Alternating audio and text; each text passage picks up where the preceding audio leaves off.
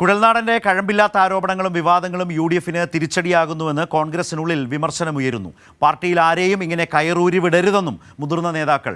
മാത്യു കുഴൽനാടന്റെ നീക്കങ്ങൾ പാർട്ടിയിൽ ആലോചിക്കാതെയാണെന്നും ഒരു വിഭാഗം നേതാക്കൾ പറയുന്നു.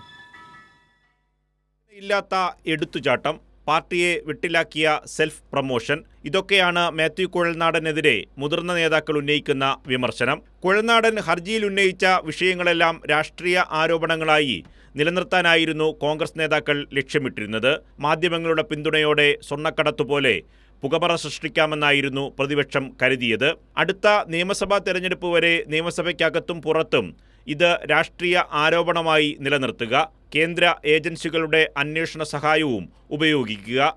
പക്ഷേ ആലോചനയില്ലാതെ കുഴൽനാടൻ എടുത്തുചാടി. നിയമത്തിനു മുന്നിൽ നിലനിൽക്കാത്ത വാദങ്ങളും രേഖകളുമാണ് കുഴൽനാടൻ അവതരിപ്പിച്ചത്. ആരോപണത്തിൽ കൃത്യത പുലർത്താനോ കോടതിയിൽ ആദ്യമുന്നയിച്ച ആവശ്യത്തിൽ ഉറച്ചു നിൽക്കാനോ കുഴൽനാടന് കഴിഞ്ഞില്ല. കേസ് കോടതി തള്ളിയതോടെ പ്രതിപക്ഷം ഉന്നയിച്ച രാഷ്ട്രീയ ആരോപണങ്ങളുടെയും മുന ഒടിഞ്ഞു. കുഴൽനാടനെ കയറൂരി വിട്ടത് തിരിച്ചടിയായെന്നാണ് മുതിർന്ന നേതാക്കളുടെ വിലയിരുത്തൽ. വാളെടുത്തവരെല്ലാം വെളിച്ചപ്പാടാകുന്ന കാഴ്ച. നിയമസഭയ്ക്കകത്ത് മുന്നണിയുമായി ആലോചനയില്ലാതെ കുഴൽനാടൻ നടത്തുന്ന നീക്കങ്ങളിൽ ലീഗിനും വലിയ അതൃപ്തിയുണ്ട്. രാഷ്ട്രീയ പക്വതയില്ലാത്തവരെ നിയന്ത്രിക്കണമെന്നാണ് മുതിർന്ന ഘടകകക്ഷി നേതാക്കളുടെ അഭിപ്രായം. കൈരളി ന്യൂസ്, തിരുവനന്തപുരം.